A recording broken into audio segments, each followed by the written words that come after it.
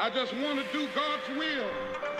This is my last book. That's the subject man of the CBS Evening News. To me, it's a moment for which I long and plan, but which nevertheless comes with some sadness. Go to every town and place. Go to all the human race.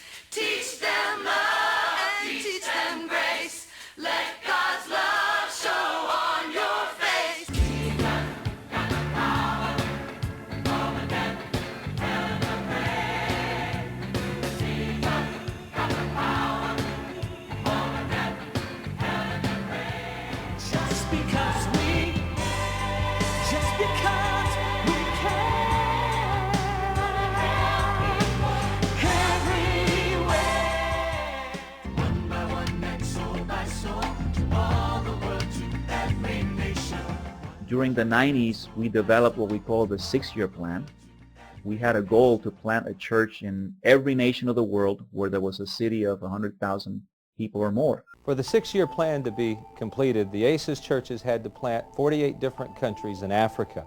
16 of those nations were embroiled in civil war. Many of these congregations were planted with nothing more than Bible talk leaders and a handful of disciples.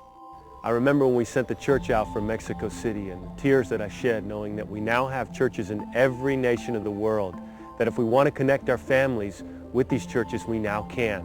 Que continúa la conquista. 好歡迎大家，我同埋我嘅太太好高興、好開心可以帶領我哋嘅中國世界區。In 1991, Pat and I were asked to begin the work of Hope Worldwide. God has blessed our efforts dramatically, and we now have programs in 80 different countries around the world. In 1991, we had our first 5th generation planting. The church in Boston sent a church to London. From London, we went to Sydney, Australia. From Australia, we went to Auckland, New Zealand. And in 1991, we planted a church in Fiji. It was then that our faith began to really be strengthened, that we would in fact reach all nations. It was a time of incredible faith and vision and seeing God just do amazing things. That there were so many thousands of people who were baptized and so many hundreds of churches that were planted, and that we were seeing Matthew 28 really become a reality in our generation. Well, 15 years have come and gone, and look what God has done.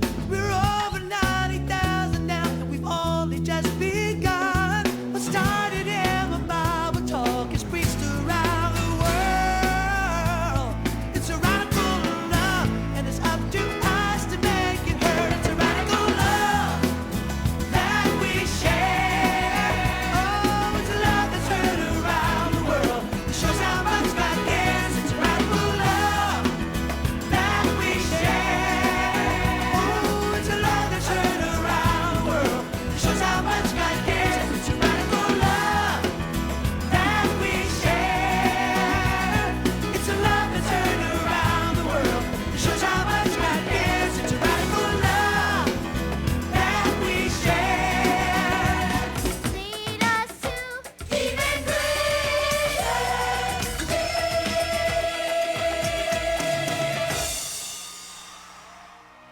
We're not even nearly through. I think I know what you mean. Some of these world sect leaders are getting pretty old.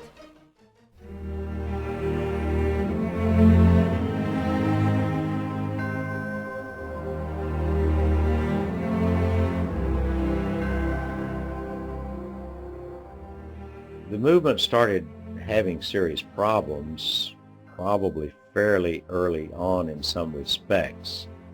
The whole concept of discipling, some people had marvelous experiences with that.